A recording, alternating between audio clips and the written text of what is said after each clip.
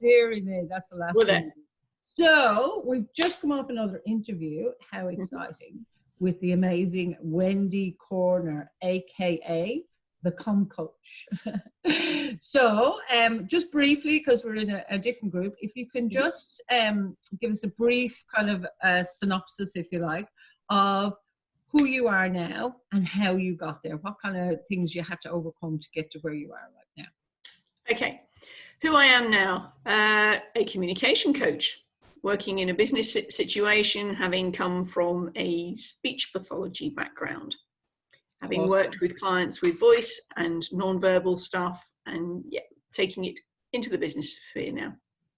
What was the catalyst for you to change from one to the other? Like, you know, a lot of people will say, I've always had a bit of were you always feeling like there was something more, and eventually the pain just became too much and you went, well, this has to change? Was it something like that for you? Not quite. I having worked in the NHS in the UK for over 25 years, I'd had the experience of my husband suddenly dying. So I was determined not to make any sudden decisions. Yeah. So about 5 years after he passed away, I thought about getting a job somewhere else and starting again. Well, the other side of the world is a very big place to start again. Right. So I came over here and worked in a corporate situation for a not-for-profit. And the work that I was doing there wasn't traditional speech work. It was more on the coaching front. Right. So after a while, I thought, do you know what? I quite like this. So when there was a misunderstanding of something happened and they decided to let me go, that was the push that I needed to get me out of the nest and doing it for myself. Yeah, awesome. And very, very brave to come from the UK on your own to Australia. Did not know a single soul. I was going to say, did you know anyway?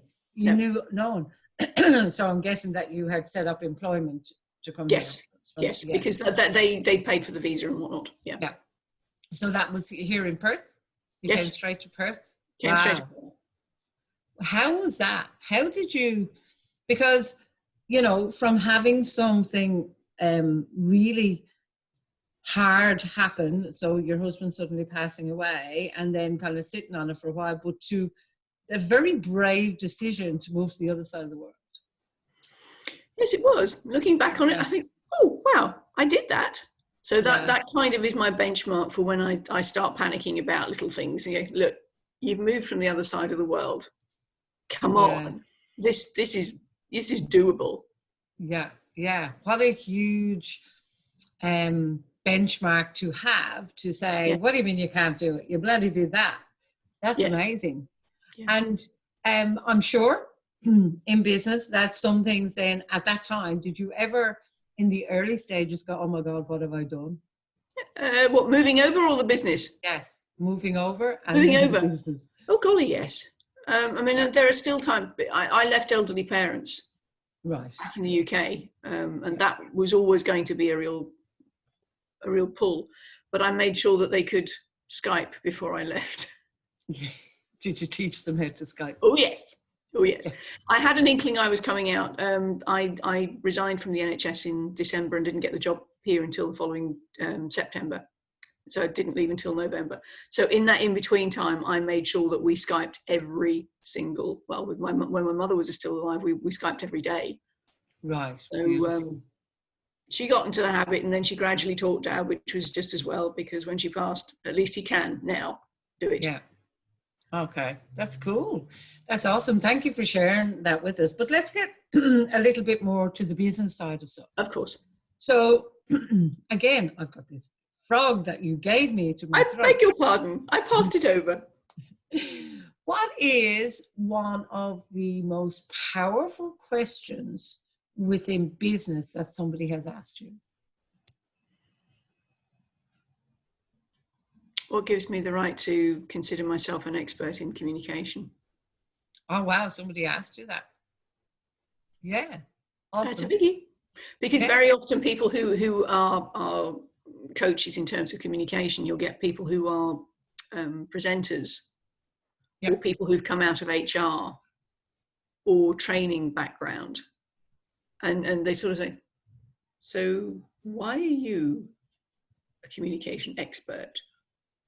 I go, well, okay, fair enough. I'm coming from a different position from you, because you come from training, you come from HR, you come from corporate, I've come from clinical. Yes. Oh, okay. So I'm bringing some extra different things that from like vocal production and the audiology involved and the sounds and which particular words resonate quite literally, as well as on an energetic level and all that sort of extra stuff that maybe other people haven't got in the background, plus the linguistics, plus a whole heap of other stuff. Yeah. Yeah, because I remember sitting in on one of your one-day intensives, and the thing that struck me, and like that, obviously the communication queen, I do a lot of communication as well and come slightly different. But some of the things that really hit with me that I kind of knew, but you know, when somebody says it, you go, oh yeah, because we know tonality is important and we know body language and that. But some of the tonality tips that you gave in that were quite powerful. It was like you don't realize that intonation of your voice and where a little lilt comes up or stuff like that. So when you're speaking, it can be really quite powerful to make sure that people are getting the point. Absolutely. Exactly on that. Yeah. And if you add that, if you add into that when you're speaking, that a judicious pause is so powerful. Yeah. And if when you're talking, if you're giving a presentation and you lose your way, rather than the if you can train yourself just to hold that space, if the face looks as though it's searching for the right word as well, you've got to do the same thing together. Yeah. The next word better be worth waiting for. But if you have got it worth waiting for, that's perfect, because we're hardwired for novelty. Yes. If you think about it, right from tiny people, I mean, we're going back to giving birth earlier on, but in terms of tiny people, if you've got a baby, you're shuggling them, you're rocking them, getting them off to sleep, and what's the first thing? As soon as you stop, they wake up. Because their novelty factor has picked in, this is different, I'm waking up. The same goes for when you're speaking. If you give a whole long sound wall, if you like, people can zone out. Yeah. But when you break in pause, when there's that pause in transmission, suddenly they go, oh, hang on, what's going on? Yeah. So because it's, and especially, and I've noticed that with kind of an almost monotone voice, you can be like lulled into sleep almost, and then they stop talking, and it's like, whoa. It's a bit of the purple cow effect, as we talk about in marketing as well. It's like, what? One of the things that I find does that to my brain is when somebody mispronounces a word. So, for example, my partner is he's probably going to kill me when he hears me saying this, but anyway, coming from hospitality, we would make coffees a lot. So we'd say, oh, can you froth the milk? For some reason, my partner used to say froth the milk, and my brain used to go, you said what? You said what? Because he would say froth instead of froth. And that's coming from an Irish woman. Yeah, well, and it's like, as I always use the metaphor of, it's like watching a cat bark or a dog meow. It's like it conjures up a picture. You go like that, and it is novelty, because you go, what? It stops you in your tracks. So yeah, novelty is absolutely a powerful thing. So tell me how can I best put it? I'm just having a pause. No, how did you feel, if you can remember, when you got to, and I know it's ever growing and evolving, but when you got to the point in your business that you are at now, and when you realized consciously that that's where you were, that you had, achieved success of whatever that was you thought it was, how did that feel? I grew physically when I stopped to appreciate where I've come from. And that's such an important thing. I was talking to somebody this morning, and we were almost doing like a personal audit. So once a year, this person suggests doing at the beginning of the financial year, or even quarterly, where is it I've come from? And it's when you look back when you look back on where you've been and realize how far you've come, that's when you can go, yeah, actually, I am doing quite well. Because if those incremental differences are quite small, you forget how, well, sometimes you forget the pain that you've gone through, you know, labor. But very often, if you don't look back, you don't perceive the progress. And that can really knock your self-confidence, because unless we see progress. Yeah. And sometimes it's when you're in it, you don't see it. I know Exactly. that I've had that myself, and consciously, like you're suggesting, have to go, hang on, let me look in the last 12 months, what's different. Yeah. And I know for you, I know for me, even in this last 12 months, it's just been redonkulous. And then with COVID hitting and things like that, like it just pivoted a lot of stuff that I didn't think was possible before this, that now is different and possible. And yes, yeah, like that, there's a bit of birthing pain sometimes in it. But you have to, I think, reflect and see where you've come from. So it's good in business to put some benchmarks in. And I've begun, not perfectly, but making sure that if it's not in my diary, it doesn't happen. Like I schedule out blocks of time to even do that. Yes. To make sure we're checking in and put it in like an appointment, and really important to keep it with yourself. Exactly. So tell me about marketing your business. Tell me, how do you go with marketing, or what do you know of marketing? Because I know you're a member of our Better Business Builders membership as well. So what is it that you know of marketing? Is that helping you more with marketing? Is there some idea you can give me around that? Well, absolutely. The idea of starting with the end in mind and working your way backwards is essential. Having some structure in it, rather than oh flip, I've got a date in the diary for 2 weeks' time and I haven't done anything about it. That doesn't work. Been there, done that. It's hard work. It's hard work. It is hard work. Even if it does, it's not that it doesn't work. It can work. But my God, it's hard work to try and get people into. Because you really have to put in the extra legwork. So having that end point and working backwards is pretty important. Yeah. Then from that respect, looking at, well, who is it I'm reaching? Where do they hang out? Where am I going to target my marketing? Yep. And then building out from there. So if you had so like I talk sometimes, as you know, about marketing plans, because you need a marketing plan for every single event that you do. So for you, what kind of timelines would you give yourself to market an event? Well, what I've done in the past is I've had maybe 8 weeks out. I'll put out a save the date. Yeah. Just dropping in a save the date. Not saying any more than that. Just save the date. And so that may or may not pique interest. So a couple of weeks later, I'll then add in the next level, which is, this is what that date was about. Have you saved it? Yay. And then from there, we're drip feeding in for the next 2 or 3 weeks on the lead up to the actual date. Yeah, cool. And are you learning new things about marketing, or have you got it all down pat? There's always more to learn. Always more to learn. And absolutely, because the work that I've done through the membership with the copywriting, there's always space for improvement on that front.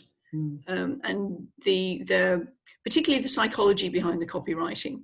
Yes. It's just adding in the extra layer then on what I'm already teaching in terms of the verbal presentation, but getting those dots joined when it comes to getting the copy down as well. Yeah. And having that structure there. So even though you come from the communication and the speech, I'm just, because you refer to the copywriting, because I know there's been a couple of highlights for me. What have been the highlights for you in that you didn't know before, even coming from your background, if that makes sense? As I said, I think it's joining the dots, stuff that, as you said earlier, that you've heard things before, that you. Oh, you've frozen. is it just that sort of shelf development stuff? Oh, did you freeze? You froze for a moment, but that's okay. I think we're good. Okay. Apparently my connection's unstable. That's okay. Just don't fall off your bouncy ball. Where was I? You were saying that it joined the dots and put structure. Oh yes, absolutely. Yeah. So join the dots and having that structure, knowing. I mean, I teach a structure when it comes to communication. My 7 pillars of influential communication. So there is a structure to being influential when you're communicating verbally. And what the stuff that Paul's done with this, with the copywriting, is giving structure, and Sarah is giving a structure to, in terms of the writing, so that we've got something we can hang it on like a pegboard, and know where we're going. Cool. So if you, as you look back over your business and your business journey, if you could change something or do something differently, what would that be? I have struggled with implementation. Okay. Perfectly honest.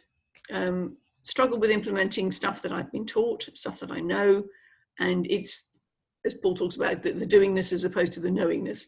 And the main thing for me has been tweaking the internal dialogue. If only I could have got that a bit sooner, and it's always a work in progress, but the being aware that was such an issue. It's back to what you were saying, you don't know what you don't know. But so implementing actually the doing, but yes, you would the doing, but the doing was not being done because of the internal dialogue that I didn't believe I was capable of it. Yeah. And what's been the best thing that has helped you to, what kind of support have you had to help you to actually change that now? Mentoring, absolutely mentoring. And I've been blessed with some coaches / mentors over in Canada and the US as well, who've just been gently, but not so recently gently, more of a get on with it. But yes, it is that constant accountability that is so important. Yeah. So getting yourself into an environment with people that will be conducive to your growth rather than. Oh yeah. And look, I mean this with the greatest of respect, but there's quite often, family, friends, people that have been in your environment before that don't have a reference point to help a business grow, for example, through no fault of their own. And I'm not saying it's good, bad, right or wrong, but when you want to, it's quite difficult to get advice, to get whatever it is from those people when they don't know where you're going. Exactly. Yeah. And I don't think I spoke about it in this interview, I think it was the other one, that my growing up situation, nobody in our family had a business. We were all employed. So there is no benchmark for me to go, oh, Uncle Fred, Cousin Joe. That wasn't there. I had nobody we could latch onto. So again, that fed into the I can't do this. So actually being, as you say, in the environments of somebody who does know what they're talking about and has been there, has done it. Yeah, and really important. At least is a few steps ahead of you. And even getting into a group environment. How have you found being in a group environment where, because quite often in a lot of and I'm sure you've sat in a lot of these rooms as well. We sit in these rooms and you sit at the back or you sit and go, no, I'm not going to ask that question. But somebody else does.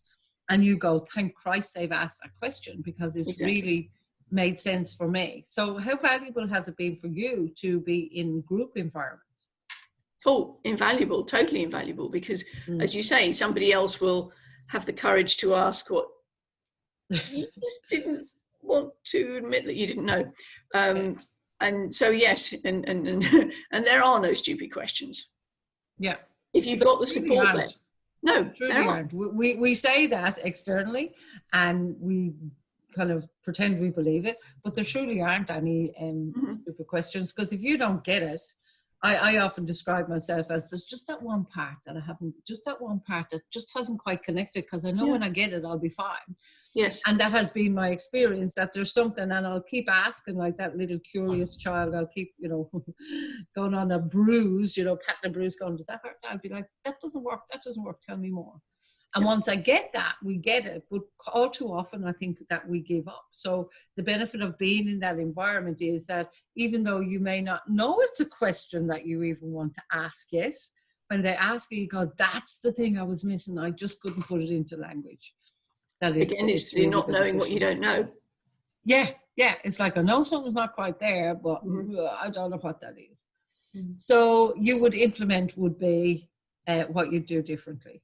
Oh, yes. Okay. But the implementing on the back of the deeper work. Yeah. Because unless that's done, then the procrastination. Well, really, if we didn't have the deeper work to do, as you call it, wouldn't we all be just highly successful right now? Oh, yes. Because we wouldn't have any of that bull in our way. Exactly. So what is one word that you would describe to where you are now within your business?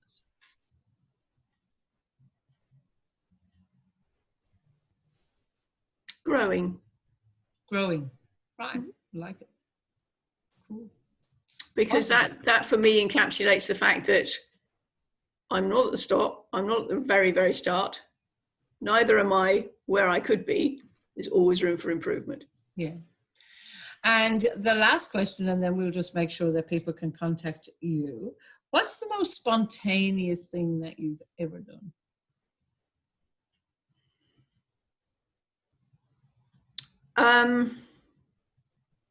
Gosh.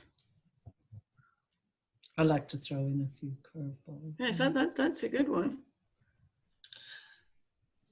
I honestly don't know. I'm not known for spontaneity, it has to be said. Well, there's levels of spontaneity, compared to your level of spontaneity. What's the most spontaneous thing you've done? I did decide on not quite on a whim, but when I was over in Sedona in Arizona, I was going over to train for my other specialism, and I decided I'm only going to be in the Grand Canyon or near the Grand Canyon once. Let's try a helicopter ride. Cool. And you did? I did. And what's more, I paid a little bit extra so that I could sit in the front. All right. Cool. It wasn't a given that you would. It depended on the weight ratio of everybody in the helicopter. But yes, I did. I got Ed to sit in the front, and it was just amazing. Cool. So did that teach you to do more things more spontaneously? It might have done at the time, but that's about 10 years ago. In fact, over 10 years ago. Time to do it again. Time to do something else a little bit spontaneous, yes. Cool. Awesome. So thank you so much, Wendy, for being on this interview. It's lovely to get to really know the people behind, the Facebook profile and things like that, and hear what they can do. So if somebody wanted to contact you, what is the best kind of person that would be contacting you, and what's the best way they can contact you? Okay. First off, can I apologise for the Nina that's going on right now? I live very close to the Row Highway, and we get lots of noise. Okay, my quotes ideal person will be a lady in her mid to later life who is fed up with not getting her message across, usually in a corporate situation, but not necessarily. She's looking to get her message over there, for people to listen to her, to feel as though she matters. So that's who I'm primarily working with. They can get me through, I have a Facebook page, which is ComCoach. I'm also have a LinkedIn presence. I have a website, which is coming. We're in birth pangs on that one. But until such time, my email address is comcoach, COMMCOACH, @corner, CORNER,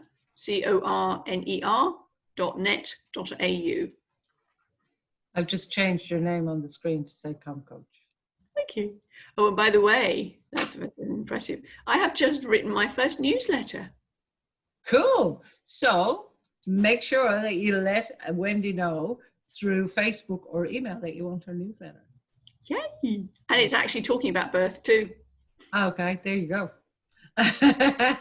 All right, Wendy, thank you so much for being on today. As I said, it's a pleasure to chat with you, and I know you quite well anyway, personally as well. So it's a pleasure to be able to bring you on and have a chat and for people to get to know you. Thank you. Thank you for the invitation. My pleasure. Much appreciated. That's okay. So it's bye from me. And bye from me.